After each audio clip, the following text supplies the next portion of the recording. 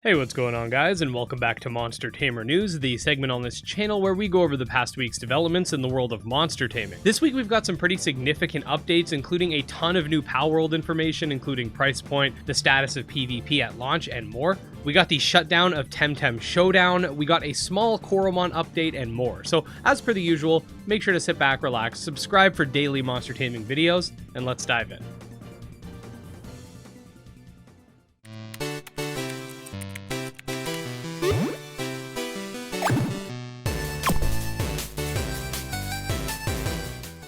Alright, so you guys may already know this, but we got confirmation that Palworld will be releasing in early access on January 19th. We got a brand new early access release date trailer to come alongside this announcement, and the developer even put out an FAQ, which we covered earlier this week in a video that will be linked below. They talk a little bit about the plans for early access launch, and do state that there will be a roadmap after launch that will outline the future plans for updates. We also got a little bit of information, including the fact that PvP will not be available at early access launch, however, will be getting added as an update, as well as the price point for the game, which will average at about 30 USD depending on your region. Once again, there is a lot more than I'm skimming over for the sake of time here, but do note that Palworld hype is real and we are going to be going crazy for its launch. Also related to this is the fact that the embargo restricting me from showing you guys anything will release tomorrow, aka January 16th, so expect a ton of Palworld videos starting on that day leading up to launch, and then even more after launch. So once again, subscribe if you're interested in guides, breakdowns, and want to stay up to date on all things monster taming, because I got your back. They did make a somewhat lengthy post about this, however, Temtem Showdown, the standalone client version of the game, not the one present within Temtem itself,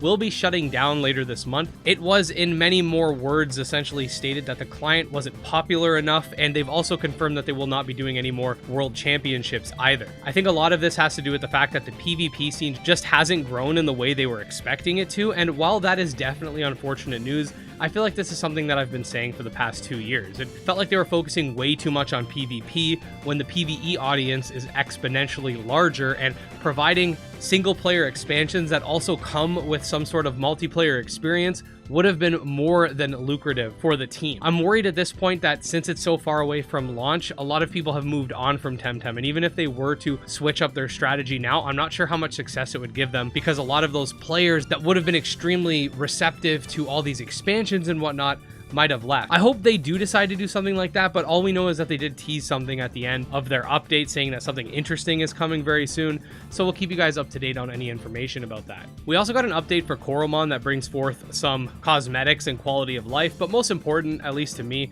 is the fact that the trait former has been massively buffed, and that it now allows you to choose the trait you're going to receive instead of being random. I think this is a great update because it takes the random element out and just it doesn't add anything being random. It just makes it extremely frustrating, so I'm glad that they decided to do this. All right, next up we got the rapid fire news for the updates that don't require a lengthy explanation. First things first, Cassette Beats has been confirmed to appear at Games Done Quick this year. That's pretty sick. The brand new demo for Photogeist Albums is now out. Stay tuned for our playthrough checking it out, which will probably drop in a few weeks. We've got a minor update for Moonstone Island, adding nicknames to the game. Kaidomon's receiving an overhaul, adding a brand new prologue update soon, and its version of a compendium. They're also trying to make the game more easy to learn, hard to master. We got a small update for Anode Heart, which adds some quality of life and a level indicator. Here we get a look at the shiny system for Beastie Ball. And finally, last but not least, we got a follow-up to the fusion mechanic clip for Oni Hunters.